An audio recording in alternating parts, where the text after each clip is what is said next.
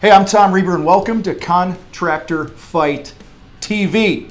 Listen, this is the place where we're bringing respect back to the trades. Some of the things that you're going to find here on the channel, you're going to find how to get your thinking right, get your heads out of your butts, and start building the type of business that you plan on building when you open your doors. We're going to teach you how to get more leads, get that phone ringing. We teach you here how to start charging properly for the work that you're doing.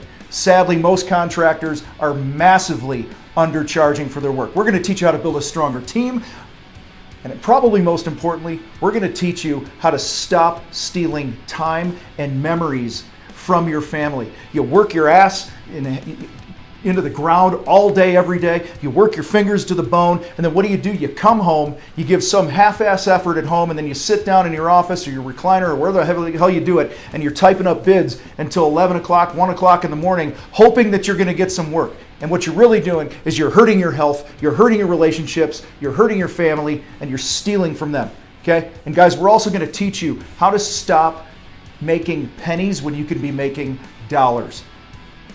It is about respect, it is about making a profit, and it is about freedom and having a choice of how you live your life.